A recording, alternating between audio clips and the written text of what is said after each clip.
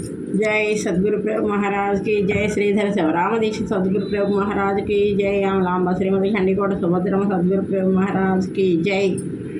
गुरु शिष्य अन्योन्य दर्शनम भागवत कृष्णदेश ప్రభువులు రాసిన కందార్థాలు అచల భావము కందార్థాలు గురు శిష్య అన్యోన్య దర్శనం. సాధన సంపత్తి యుగల సాధకుడొక నరుడు ఘోర సంసారమునన్ బాధ పడలేక తన పుణ్యోదయమున గురుని గాంచి గురుతార భక్తిన్ శరణాని మ్రొక్కే మరి మారి యుక్తిన్ బోధా చేయము పుణ్య పురుష మావోంట్లకు సాధించదగు ముఖ్య సాధనాయని పలికే గురుతార భక్తిన్ శరణాని మ్రొక్కే మరి మారి యుక్తిన్. ఈ గురువు గారండి రాసింది పద్యాలు. భాగవత కృష్ణదేశిక ప్రభువులు గారు వీరు రచించారు ఈ గ్రంథార్థాలు. జై సద్గురు ప్రభు మహారాజ్ కి జై. భాగవత కృష్ణదేశిక ప్రభు మహారాజ్ కి జై. సాధన సంపత్తి గల సశిష్యుడు ఒకడు ఘోర సంసారమున బాధపడలేక సద్గురుమూర్తి సద్బోధ కొరకే తిరుగుచుండగా అతని పూర్వపుణ్య వశమున శ్రీ అశరీర సద్గురుమూర్తి దర్శన భాగ్యము కలుగగా ఆ సద్గురుమూర్తి పాదపద్మములపై పడి సాష్టాంగ ప్రణామములు చేసి, హే సద్గురోత్తమ పరమపురుష, నేను సాధన చతుష్టయపరుడట. ఆయన బ్రహ్మమనగానేదో జనన మరణ ప్రవాహము నుండి తరించు మార్గమేదియో ఎరుగజాలకున్నాను. అంత సాధన సంపత్తి గలవాడు కూడా బ్రహ్మం అంటే ఏంటి, జనన మరణాలు దాటే విధానం ఎలాగా అన్నది తెలియట్లేదట ఆయనకి.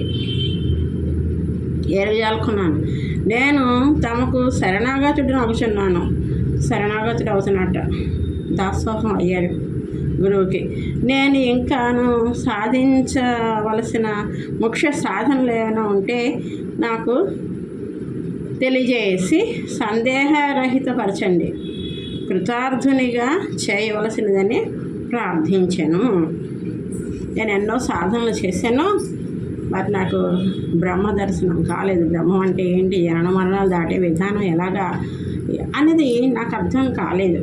మీరు గొప్ప గురువులని, అచల స్థితి కలవారని, మాకు కూడా ఆ స్థితిని కలిగించగలరని, జన్మ మరణాలు దాటే సమర్థత మీ పాదపద్మాల వద్దనే కలదని మీ పాదాలు పట్టుకుంటున్నాను. నన్ను ఆ రహస్యాన్ని తెలియజేసి నన్ను ఈ జనన మరణాల ఘోర సంసారం నుండి ఒడ్డుకు చేర్చండి అని గురువుగారిని అడుగుతున్నాడు. ఎన్నో సాధనలు చేశాను, ఇంకా ఏమైనా చెయ్యాలా చెప్పండి, నాకు సందేహ నివృత్తి చేయండి. నాలో కొట్టే సందేహాలకి ఇంకా మనసుకు నచ్చినట్టుగా మంచి సందేహ నివృత్తి చేసి నన్ను తరింపజేయండి అని అడుగుతున్నారు. ఈ అధ్యాయము సాధన సంపత్తి గల సాధకుడు అను పద్యంలో ప్రారంభించబడింది. బ్రహ్మ విద్య తెలుసుకొనుటకు సాధన సంపత్తి పరుడైన వాడే అధికారి. బ్రహ్మ విద్యోపాసన చేయడానికి సాధన సంపత్తి గలవాడే అధికారి. మామూలుగా ఎవరికి అర్థం కాదండి జ్ఞానం. అంత సాధన చేసిన వాళ్ళకి, తపస్సంపన్నులకు మాత్రమే ఈ జ్ఞానం అర్థమవుతుంది. అటువంటి గొప్ప సాధన సంపత్తి గలవాడు అన్నమాట అతను. సంపత్తి వాడైన వారికే అధికారి. అథ బ్రహ్మ జిజ్ఞాస అను బ్రహ్మ సూత్రములోని అధ అనగా అటుపైన అని అర్థం. అనగా సాధన చతుష్టయ సంపత్తి కల పరుడైన వాడికి తర్వాత బ్రహ్మ విద్యోపదేశం చేయాలని. తరువాత అని శ్రీ శంకర భగవత్పాదుల వారు నిర్ణయించారు.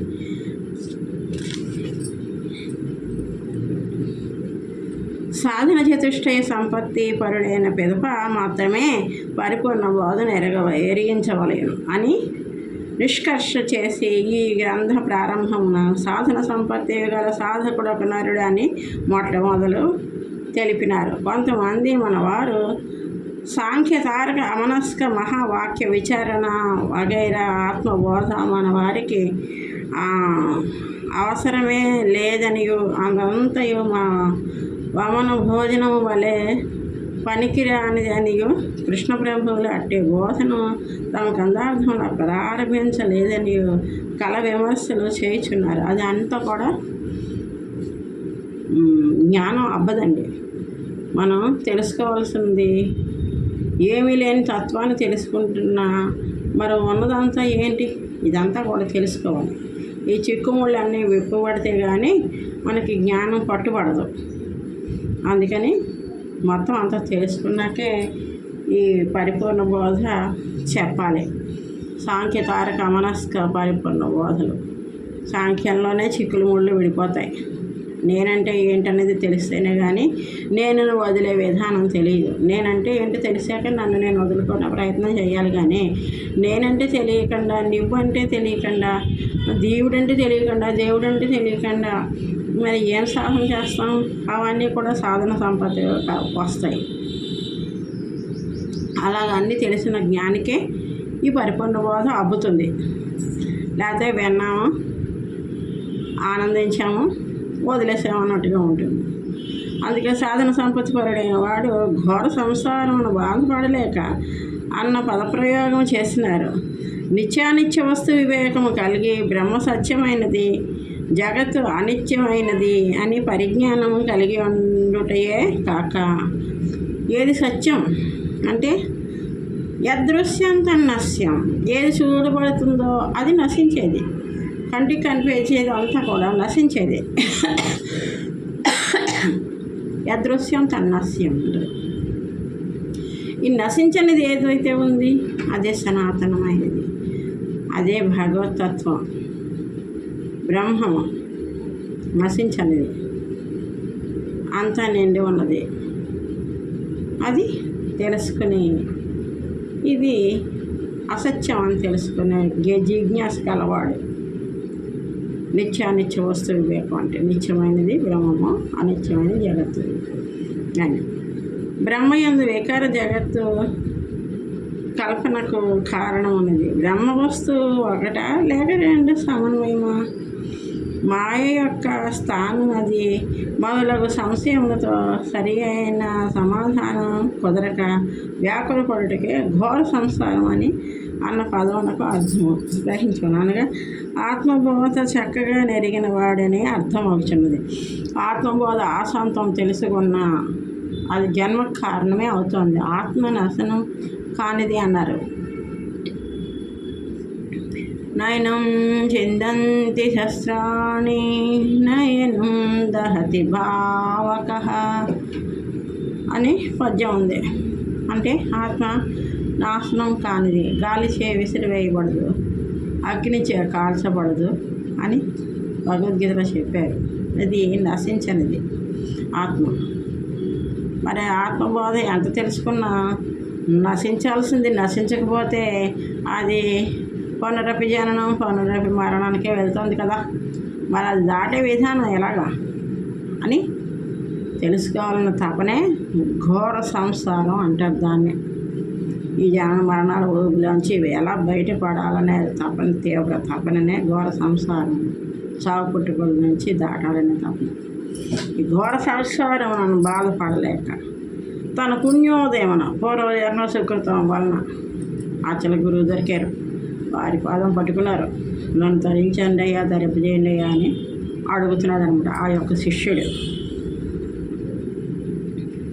గ్రహించాలి. ఆత్మబోధ చక్కగా నెరిగిన వాడని అర్థమవుతుంది. అట్టి వానికి దానిపై బోధ అయిన పరిపూర్ణ బోధ చెప్పవలసి ఉన్నది. అట్టి పరిపూర్ణ బోధ చెప్పుట లక్ష్యార్థంగా ఈ గ్రంథమును వ్రాసి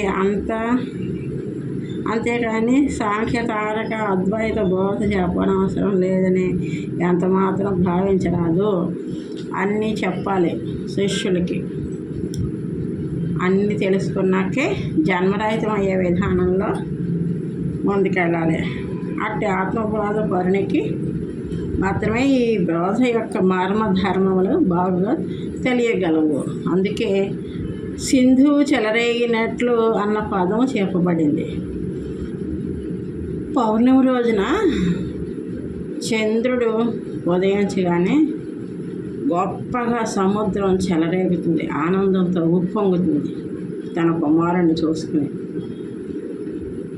అలాగా సముద్రం చెలరేగినట్లుగా చిన్న చిన్న కోనేరులు, నూతులు, మురికి గుంటలు, అందులో కూడా నీరు ఉంటుంది. అది ఉప్పొంగదు, ఎక్కడ ఉన్నట్టుగా అక్కడ అలా స్తబ్దతగా ఉంటుంది. అంటే ఆ సాధన సంపత్తి గల అటువంటి గొప్ప జ్ఞానికి ఈ పరిపూర్ణ బోధ ఆ సముద్రం ఉప్పొంగినంత ఆనందంగా తెలియబడుతుంది. మురికి గుంటలు, చిన్న చిన్నవి నూతులు, బావులు, వీటికి సముద్రం పొంగినంత ఆనందం వీటిలో పొంగదు చంద్రుడిని చూసి. తన పుణ్యోదయమనని ఈ బోధ కేవలం చంద్రోదయమును చూసి పొంగుతున్నదని. అల్ప జలాశయములకైన చెరువులు, నూతులు పొంగవు. అట్లే అధిక విద్యా సంపన్నులైన వారు చంద్రకిరణముల వంటి చల్లని ఆహ్లాదకరమైన వాక్యముల సిద్ధాంతము గల ఈ పరిపూర్ణ బోధ విని పొంగగలరే కానీ అల్ప విద్యావంతులు హర్షించలేరని భావం. విద్య అనగా చదువు అని కాదు, ఆత్మైక్య విషయము పరిగ్రహణముగా అర్థం చేసుకునవలను. విద్య అంటే మామూలు చదువులు కాదు, ఆత్మవిద్య. తన పుణ్యోదయమున అన్నారు. ఈ బోధ కేవలం తన పూర్వజన్మ సంస్కార విశేషమును మాత్రమే లభ్యం కాగలదు. అనేక జన్మ విజ్ఞానం లభ్యతే జ్ఞానమనం తానే. అనేక జన్మ విజ్ఞానం లభ్యతే జ్ఞానమనంతాని. ఎన్నో జన్మల విజ్ఞానం అనంతమైన జ్ఞానాన్ని ఇస్తుంది. పూర్ణబోధ వశిష్యతే. అనంతరం పూర్ణబోధ లభ్యమవుతుంది అన్నారు. కావున శిష్యుని యొక్క పూర్వజన్మల పుణ్య విశేష సంస్కారమున శరీర గురుమూర్తి లభించునని అర్థము. శరణ్య మృక్కి అనగా భగవద్గీతలో అర్జునుడు వికల మనస్కుడై దిక్కుతోచక కృష్ణుని శరణాగతుడను నాకు కర్తవ్యము బోధించము అని అడిగిన పిదపనే జ్ఞానబోధ చేసినట్లు వ్యాస మహర్షి వ్రాసి ఉన్నారు. అట్లే పునర్జన్మ భయముచే కంపితుడై అది తప్పించుకొని మార్గము శాస్త్రాదులలో లభ్యము కానందున పునర్జన్మ తప్పించుకొనుటకు దిక్కుతోచని స్థితిలో గురుమూర్తికి శరణాగతుడై జన్మ సంసారము నుండి తరింపజేయవలసినదిగా శిష్యుడు ప్రార్థించి సాష్టాంగ నమస్కారం గావించుటే శరణని మ్రొక్కే అన్న పదమునకు భావము. ఈ జనన మరణాల భూమి నుంచి నన్ను బయటికి లాగండి గురుదేవా. ఎన్నో యుగాలుగా ఈ జన్మలో తగిలించుకుంటున్నాను, మళ్ళీ వృద్ధి పొందుతున్నాను, నశిస్తున్నాను, మళ్ళీ ఆ కర్మఫలంతో మళ్ళీ జన్మకు వస్తున్నాను. ఇది ఎన్ని బావి పైన గిలకలాగా అలా తిరుగుతూనే ఉంది జన్మ మరణాల చక్రం. నన్ను దీని నుండి తరింపజేయండి. ఇంక వద్దు, నాకు ఈ జన్మ కర్మ బాధలు వద్దు, ఈ సుఖ దుఃఖాలు వద్దు, ఏది వద్దు, జన్మరహితమైన స్థితి నాకు తెలియజేయండి అని శిష్యుడు అడుగుతున్నాడు. అలా అని గురువుకి సాష్టాంగ నమస్కారం చేసి తనను తరింపగల ఉత్తమ పురుషుడు వీరేనని ఆ ఆచల గురువు పాదం పట్టుకుని అడిగాడని ఈ కవి భావం. శరణాగతుడగు శిష్యుని కరుణామృత దృష్టి చేత మోదము మొప్పిరిగొన మృదువాక్యములను పరమ దయాళుండు గురుడు భక్త వినుమా నేను సంశయమింకా బాధింపదనేను. అటువంటి శరణాగతుడైన శిష్యుడిని కరుణామృత దృష్టితోటి చూస్తాడట గురువు. కరుణామృత దృష్టి అంటే ఎంత ప్రేమగా, అంత హృదయపూర్వకమైన ప్రేమ. ఇంత జ్ఞానవంతుడైన శిష్యుడు వచ్చి ఈ జననమరణాల చక్రం నుండి దాటింపమని అడుగుతున్నాడు. ఎవరికి అవసరం? ఏదో వచ్చారు, తిన్నాము, సుఖించాము, మళ్ళీ జన్మకు కారణం అవుతున్నాం. అలాగే వెళ్ళిపోతున్నారు. నేను బాగున్నాను, నాకు ఇంతకంటే చాలా అందమైన జీవితం లేదు, నేను కోటీశ్వరుని అయ్యాను, లేకపోతే నేను అమ్మవారి పూజల్లో నేను తరించాను, లేకపోతే నేను ఈశ్వరారాధనలో నేను నిష్ఠాగరిష్ఠుడిని, లేకపోతే నేను వేదాలు చక్కగా పల్లించగలను, బాగా సాధన చేశాను, నేను వేద పండితుడిని. ఇలాంటి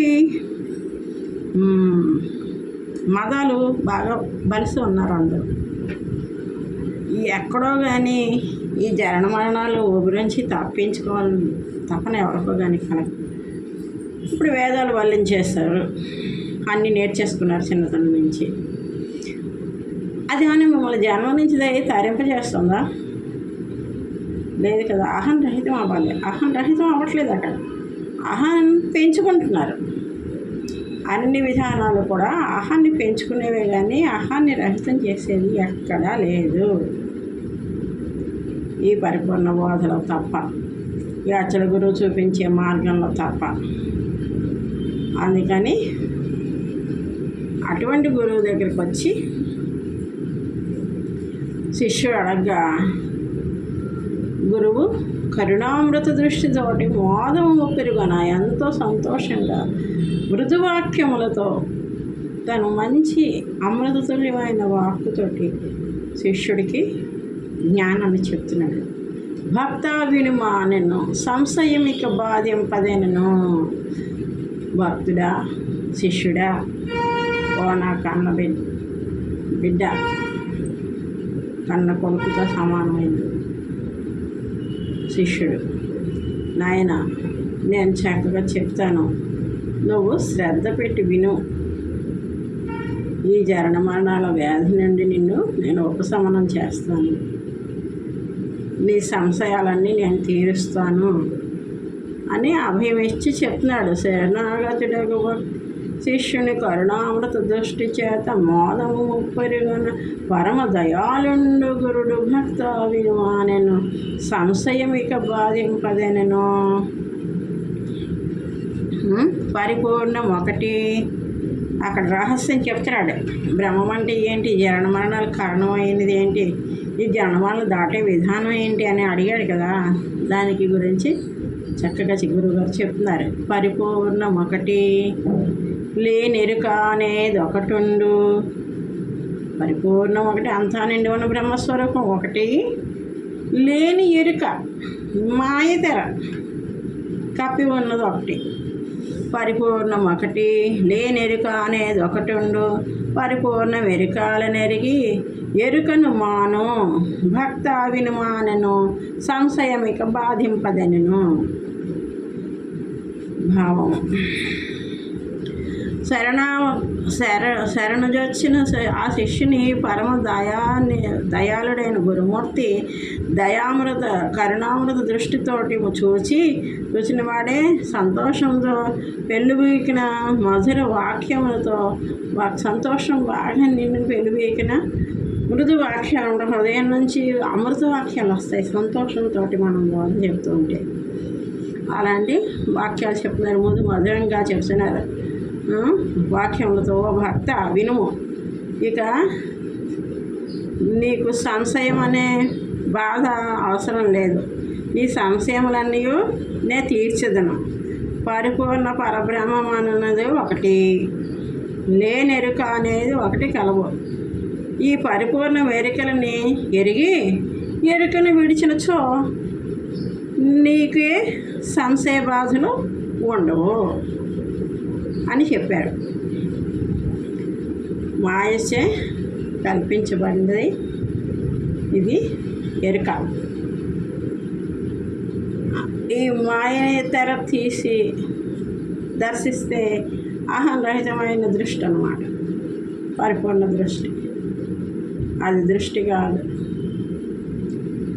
నీవు నేను లేని నిజస్థితి ఉంది అని భావన చేసి ఇది లేకుండా చేసుకో, అంతే.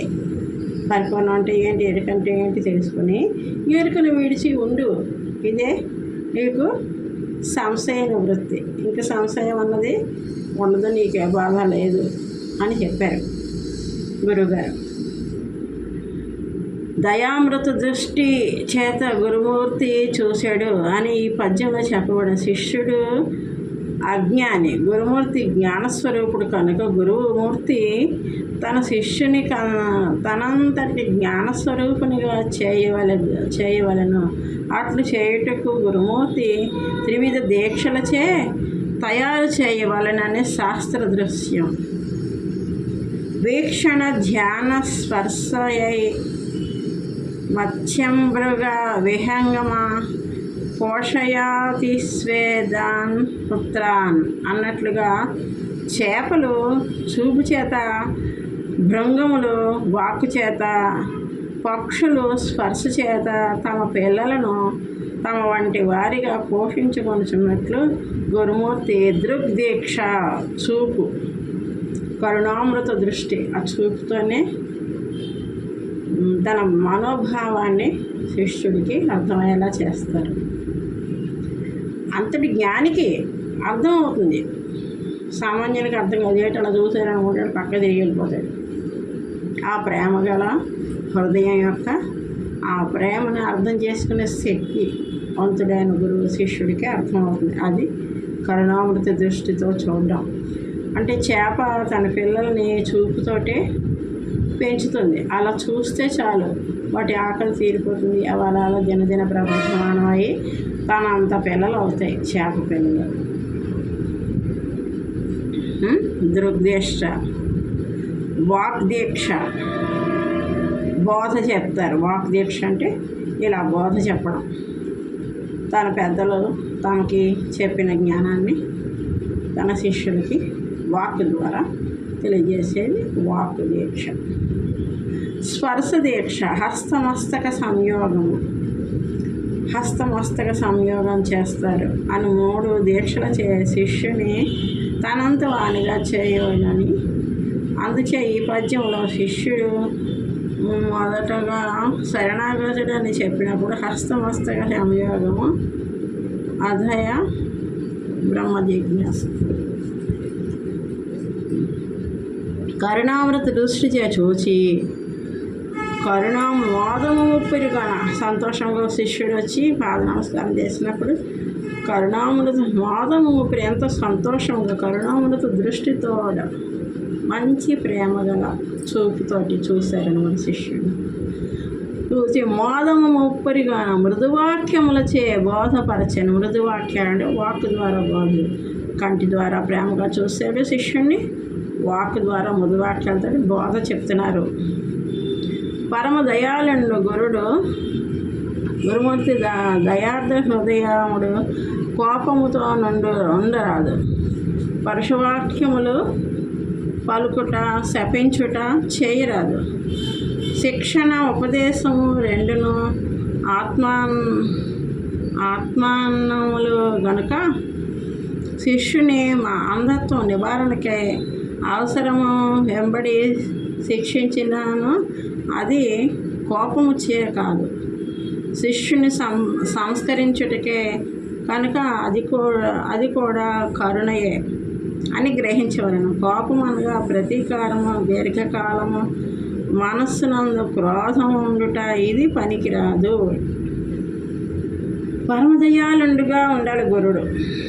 బోధ చెప్పేటప్పుడు ఎటువంటి కోపతాపాలు శిష్యుని మీద చూపించకూడదు, పరుషవాక్యాలు పలకకూడదు. బోధ చెప్తుంటే నువ్వు ఒకటి చూస్తావేంటి, తినగా మనసు పెట్టు, లేకపోతే నాశనం అయిపోతావు అని అనకూడదు. వారి మనసు తెలుసుకుని వారికి వినాలని ఆసక్తి ఉన్నప్పుడు మాత్రమే అందంగా చెప్పాలి బోధ. ఈ శాపనార్థాలు పెట్టడం, నువ్వు ఇది చేయకపోతే అది అయిపోతావు, నువ్వు ఇలా ఉండకపోతే అలాగైపోతావు, ఇదేం అనకూడదు.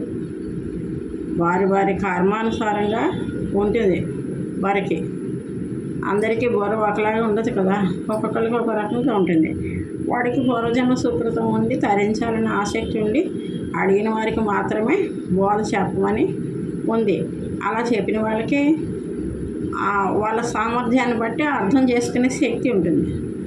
అంతేగాని ఆకతాయిగా అటు వెళ్ళిపోయే వాళ్ళని ఇటు వెళ్ళిపోయే వాళ్ళు రండి అని మీకు చెప్తాను. మన సొంత పిల్లలైనా సరే దేవరహస్యం చెప్పకూడదు. జన్మనాలు దాటే విధానం అంటే ఏమిటి, ఆషామాషి కాదు. అడగందే అమ్మైనా అన్నం పెట్టదంటారు. అడగకుండా ఎవరికి చెప్పకూడదు. ఆ అడగడంలో కూడా ఆసక్తిగా కనపరచాలి. వాళ్ళు దాన్ని ఎంత శ్రద్ధ పెట్టి వింటేనే చెప్పాలి. బ్రహ్మ విద్య ఇది. అంతేగాని వాళ్ళకి కోపగించుకోకూడదు, వాళ్ళు వినలేదని విచారించకూడదు. చెప్పడం మన ధర్మం. ఆచరిస్తారా వాళ్ళు ఉన్నత స్థితికి ఎదుగుతారు. లేదా చనుడొచ్చిన త్రోవ బట్టి అన్నారు.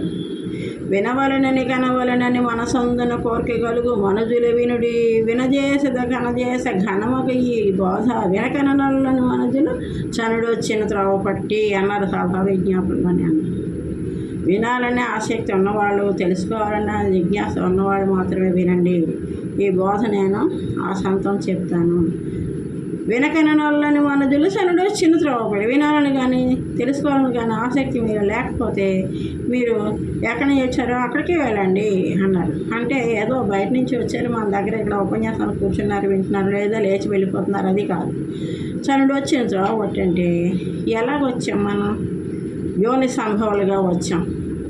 తల్లి గర్భంలో 9 మాసాలు గర్భనరకాన్ని అనుభవించి ఆ బాధ పడలేక, అందులో ఉండలేక, బయట పడలేక ఎన్నో యాతనలు పడి బయటకు వచ్చాం. 9 మాసాలు నిండిన తర్వాత తల్లి తినే ఆహార పదార్థాలు, అబ్బా ఇది పుల్లగా ఎంతో బాగుంది, అబ్బబ్బా వేడివేడిగా ఉంది, జొన్ను తింటే ఎంత బాగుందో అని తినేస్తూ ఉంటారు. వాళ్ళు తాగేస్తూ ఉంటారు గర్భిణీలు. వాళ్ళ కోరికలు అలా కలుగుతాయి. దానివలన లోపల పల్చటి చర్మంతో ఉన్న శిశువులు మనం ఎంతో బాధపడతాం. ఆ వేడి అబ్బా తట్టుకోలేకపోతున్నాం వేడి అని అనిపిస్తుంది. ఆ తల్లి తాగే వేడి బానియాలు అవి పులుపు అది తినేసి, ఉప్పు ఉలుపు కారాలు తినేసి చర్మం మండిపోతూ ఉంటుంది. బాబా అని బాధపడిపోతూ ఉంటాయి. ఇందులో ఉండకపోతాం. మలమూత్రాల పంప అది ఏమన్నా ఏసీ రూమా? తల్లి గర్భం అంటే మలమూత్రాలతో నిండిన కంపు. అందులో ఉండలేము, తప్పదు. ప్రవేశించాం మన కర్మానుసారంగా బయటపడాలి. భాగవనామం చేసుకుంటూ ఆ 9 నెలలు గర్భవాసంలో భాగవత దృష్టి కలిగి ఉంటాం. బయటపడ్డాక మళ్ళీ మంత్రసాని వచ్చి నీళ్ళు చల్లుతుంది. నర్సులు మొక్క మీద నీళ్ళు చల్లడం, కళ్ళు నీళ్ళతోటి ఎలాగా రుద్ది కళ్ళు తెరిపించడం, మనం క్యార్ మనకపోతే 4 పీకి తల కిందలుగా పట్టుకుని మనల్ని ఆ డాక్టర్లు నర్సులు అటు ఇటు 4 వాయించి మనం క్యార్ అనేదాకా హింసిస్తారు. క్యార్ అన్నాక మన ప్రపంచంలో పడ్డాడు అనేసి ఇంకా స్నానం చేయించడం, తల్లికి పక్కన పడుకోబెట్టడం చేస్తారు. ఈ పాంచభౌతిక ప్రపంచంలోకి మనం వచ్చాక ఈ భగవతత్వం, మన పడ్డ గర్భనరకంలో మనం పడ్డ బాధ అన్నీ మర్చిపోయి ఈ ప్రపంచంలో పడి ఈ బాల్యావస్థ అనే అజ్ఞానంలోకి వెళ్ళిపోతాం. మన జ్ఞానం పూర్తిగా నశించిపోతుంది. అజ్ఞానంలో పడతాం. బాల్యావస్థ ఏమీ తెలియదు. ఆటలు ఆడుకుంటూ ఉంటాం, ఏదో కనపడుతూ ఉంటుంది, నవ్వుకుంటూ ఉంటాం. ఎందుకు ఏడుస్తామో తెలియదు. మన కడుపు నొప్పి వచ్చి ఏడిస్తే వాళ్ళు ఏమో ఆకలిస్తుంది అనుకుని కొంచెం పాలు పట్టేస్తూ ఉంటారు. ఆకలేసి ఏడుస్తుంటే దీనికి నిన్నటి నుంచి విరోచనం అవ్వలేదు, పాపం కడుపు నొప్పి వస్తుందేమో పొట్టను నొక్కేస్తూ ఉంటారు. వేడివేడిగా కాపడాలు పెట్టేసి పొట్టని మర్దన చేసేస్తూ ఉంటారు. మనం ఎందుకు ఏడుస్తున్నామో వాళ్ళకి చెప్పలేము, వాళ్ళకి అర్థం కాదు. అలా బాల్యంలో ఎన్నో బాధలు, తర్వాత ఊహ తెలిసాక ఆటలు పాటలు వాటిల్లో ఎన్నో బాధలు. మనం అడిగింది కాదంటారు తల్లిదండ్రులు, పెద్దలు.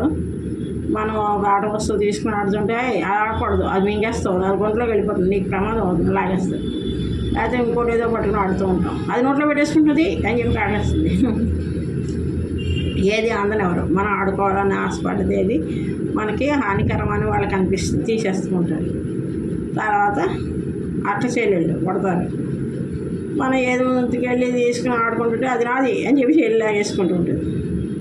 ఇలా బాల్యంలో కష్టాలు బాల్యంలో ఉంటాయి. తర్వాత యవ్వనంలోకి వస్తాయి. యవ్వనంలో ఎన్నో బాధలు, వాళ్ళ మీదకి మనసు పోతూ ఉంటుంది. ఇంట్లో కొన్ని రిస్ట్రిక్షన్స్ ఉంటాయి, స్వేచ్ఛ జీవనం ఉండదు. అలానే స్వేచ్ఛగా ముందుకు వెళ్తే మనం కష్టాల్లో ఇరుకుంటాం. ఆ బాధలు అవి ఉంటాయి. తర్వాత వివాహం, చదువులు అవన్నీ వివాహం, బాల్యం, యవ్వనం, కౌమార దశలో కుటుంబ పోషణ అవి ఎన్నో ఉంటాయి. గృహస్థ ధర్మాలు అవి. తర్వాత వార్ధక్యం వస్తుంది, ముసలితనం, మాంసం మీద పడతాం. ఒంట్లో ఉన్న శక్తి అంతా కుటుంబ పోషణకి, పిల్లల పోషణకి, పిల్లల అభివృద్ధికి, పిల్లల కండానికి ఆనందంగా వాడేస్తాం. శక్తిహీనం అయిపోతాం, మంచాన్ని పడి ఉంటాం. ఎవరైనా పిలిచినా పలకరు, ఎవరి పనుల్లో వాళ్ళు బిజీగా ఉంటారు. ఈ ముసలాళ్ళ దగ్గర వచ్చి కూర్చుని ఎవరికెవరు చెప్తారు? వీళ్ళు మనసు అర్థం చేసుకునే వాళ్ళు ఎవరు? మనకి ఏదో తాగాలనిపిస్తుంది, మంచినీళ్ళు కూడా లేచి తీసుకుని తాగే పరిస్థితి ఉండదు. కొంతమంది ఎవరైనా వచ్చి మంచినీళ్ళు ఇస్తే బాగుండు అనుకుంటారు. ఆ మంచినీళ్ళు ఇచ్చేవాళ్ళు కూడా ఎవరు కాదు. ఎప్పుడో వాళ్ళకి గుర్తొచ్చినప్పుడు వస్తారు, భోజనం చేయి అని భోజనం పెడతారు. తినాలనిపిస్తే తింటాం, నోటికి తోగా లేకపోతే తినకూడదు. ఏ కడుపు నొప్పి ఇంకో బాధ వస్తే తర్వాత మళ్ళీ బాధపడేటప్పుడు కంటే ఇప్పుడు తినడం మానేస్తే మళ్ళీ బతుకొని తినకుండానే ఉంటారు. అలా ఎన్నో బాధలు ఉంటాయి. వార్ధక్యం చూసేవాళ్ళు ఉన్నా వీళ్ళు ఏమీ అడగలేరు, చెప్పలేరు. వాళ్ళు బాధపడేందుకు మన బాధలు ఏమో మనకు ఉంటాయని అలాగే ఉంటారు మనసుని బట్టి. వార్ధక్యం తర్వాత ముసలితనం అదే వార్ధక్యంలో ముసలితనం.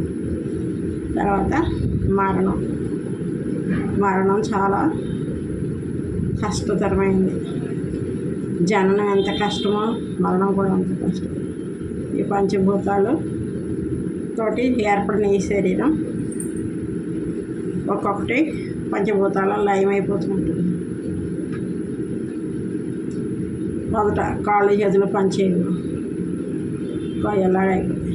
తర్వాత జీర్ణాశయం పనిచేయదు, ఊపిరితిత్తులు ఆగిపోతాయి, గాలి పనిచేయదు. అలాగే ఆకాశంలో కలిసి ఆత్మ రహితమయ్యే విధానం ఈ పరిపూర్ణ బోధలో ఉంటుంది. పంచభూతాల్లో కలిసిపోతాయి. ఆత్మ మళ్ళీ ఆకాశంలోకి వెళ్ళిపోతుంది. ఆకాశంలో ఎగిరి కొంతకాలం ఉండి కర్మఫలాన్ని మోసుకొని వెళ్ళి మళ్ళీ మేఘాల నుంచి కలిసి వర్షపు చినుకులుగా భూమి మీదకి వచ్చి పడి సస్యాదుల్లో దూరి మళ్ళీ అది అన్నరసంగా తల్లిదండ్రులు పూజించినప్పుడు వాళ్ళ వీర్యంలో చేరి రక్తమై వీర్యమై మళ్ళీ తల్లి గర్భంలో ప్రవేశించి శుక్ల శోణితాల కలయిక ద్వారా తల్లి గర్భంలో ప్రవేశించి మళ్ళీ శిశు పిండాండం ఏర్పడి అందులో 9 మాసాలు పెరిగి మళ్ళీ జన్మ కారణం. ఇది పునరభిజననం, మరణం. అంత్యకాలం మహాదుఃఖం. ఆ సమయంలో 1000 తేళ్ళు ఒక్కసారి ఒంటి మీద కుడితే ఎంత బాధగా ఉంటుందో అంత బాధపడతాడు శరీరం నేననుకున్న వాళ్ళకి. ఆత్మాతీత స్థితిలో ఉన్న మనకి అద్భుతం, ఆనందం. శరీరం నేనని ఎప్పటికీ భావన చేయకూడదు. శరీరం కర్మఫలం అజ్ఞానం వలన వచ్చింది. మనం జ్ఞానవంతులు అయ్యాం కదా, దీన్ని రహితపరచుకోవాలి. ఆ రహితపరిచే విధానం ఈ బోధలో చెప్పబడింది. గురుమూర్తి కరుణతోటి మనం కడతేరుతాం. ఉపదేశం ఆత్మ సంపన్నం గల కనుక శిష్యుని అంధత్వ నివారణకి అవసరం వెంబడి శిష్యించిన ఈ జ్ఞానం తెలిపేటప్పుడు గురువు మన అజ్ఞానాన్ని పాల్గొనడానికి కొంచెం కోపం ప్రదర్శించిన అది మన క్షేమం కోసమే అని మనం అర్థం చేసుకుని గురు మార్గంలో నడవాలి. అంతేగాని గురువుని నిందించకూడదు. నన్ను తిడతాడా, నేను ఎంత గొప్ప ఉద్యోగం చేసుకుంటున్నాను, పోలీస్ ఆఫీసర్ని నేను, లేకపోతే ఐఏఎస్ ఆఫీసర్, ఇంత గొప్ప స్థితిలో ఉన్న నన్ను ఏమి లేని బిచ్చగాళ్ళండి వాడు నా గురువు, నన్ను తిడతాడా ఇంతమంది ముందు అని అనుకోకూడదు. నీలో ఉన్న అహం అణగాలని వారు రకరకాలుగా మనకి దారిలో పెడతారు. అహంరహితమైన వాళ్ళకి కోపతాపాలు ఉండవు. అది అయ్యిందా లేదా అని మనం రకరకాలుగా వాళ్ళు తిట్టడం కొట్టడం కూడా చేస్తారు. మనం బెదిరిపోకూడదు, నిలదొక్కుని ఉండాలి. అప్పుడే జ్ఞానరత్నం మనకు అందుతుంది గురువుల ద్వారా. శిష్యుని సంస్కరించుడికే తన కనుక అది కూడా కరుణయే అని గ్రహించాలి. కోపం అనగా ప్రతీకారం, దీర్ఘకాలం మనస్సునందు క్రోధం ఉంచుట ఇది పనికిరాదు. ప్రతీకారంతో రగిలిపోయి కోపం చూపించేది గురువు ధర్మం కాదు. శిష్యుని దారిలో పడ్డానికి చిన్నగా ఏదో కోపం ప్రదర్శించాలి, కానీ వాడు మనసు గాయపరిచేలాగా దీర్ఘకాలం బాధ ఉండేలాగా చేసేవాడు సరైన గురువు కాదు. అలా చేయకూడదు. శిష్యుడి దగ్గర ప్రేమగానే చెప్పాలి, బోధ అర్థమయ్యేలా చెప్పాలి. జై సద్గురు ప్రభు మహారాజ్కి జై. అమలాంబ శ్రీమతి గండికోట సుభద్రమ్మ సద్గురు పరబ్రహ్మణే నమః. శ్రీధర శివరామదేశ్వర సద్గురు ప్రభు మహారాజ్కి జై. జై సద్గురు.